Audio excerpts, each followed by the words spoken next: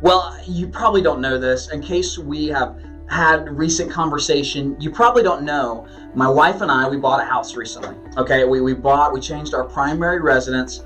We are now right outside. We're in the Beaufort City area. We are loving life here in Metro Beaufort, having a blast. Got a little bit larger plot to let the kids roam and roll in the dirt and catch bugs.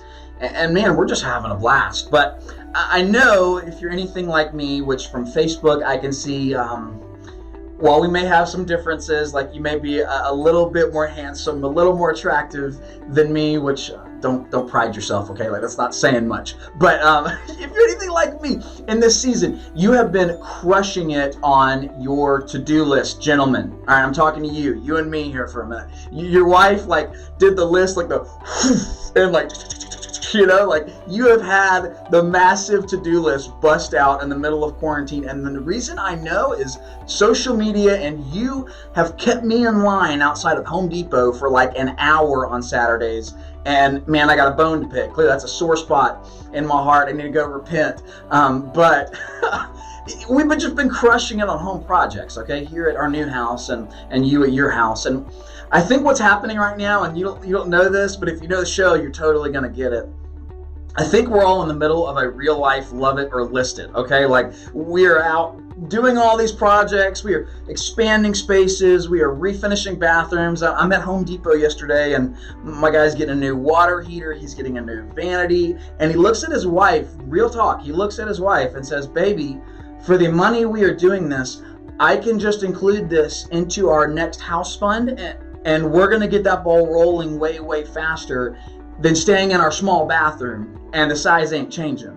Okay, so I'm just convinced we're going to come out of this season and like a love it or list it, and you're going to say, this house is everything I dreamed of. Those projects that we all, and we do, confession, we buy the house, we say we're going to do the projects, we never do them. And during quarantine, you've actually been doing them. Like, men, we get our gold star, we get to sit in the recliner, with the beer and hang out with the popcorn. No football to watch. I know we're going to mourn. No Braves baseball. I'm telling you, it's hurting my heart still. I literally watched the 95 Braves game 1 of the World Series tonight. That's how deeply my heart is hurt.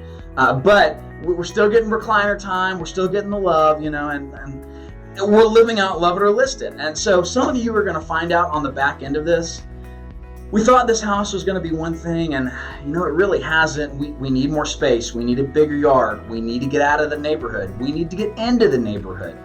We need X, Y, Z. I want you to know we are people who want to be trusted with that moment. We are people who are like you. I'm telling you, I'm in this with you. I am here right in this moment, painting, changing out doors, changing out light fixtures, just getting after it.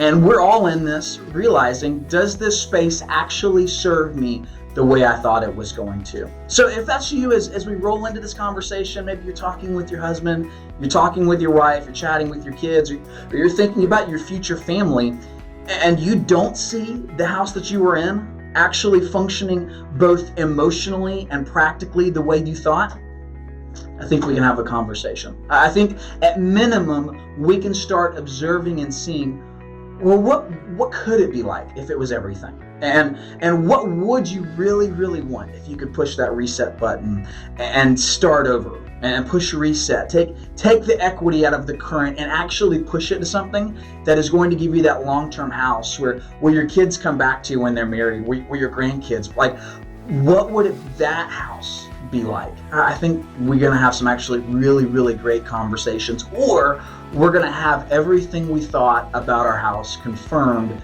when we're on the other side of this. Well, I hope this has been helpful. As I've been saying, listen, hear me in your heart. The best is yet to come. Okay, don't allow the chaos and the confusion and the loudness of this moment, nationally, globally, to drown out the hope that is real, that the best is yet to come. I know good things are ahead. I hope this has been an encouragement to you and maybe a little bit of fun, but I know the best is yet to come. I'll talk with you soon. Blessings to you. Bye-bye.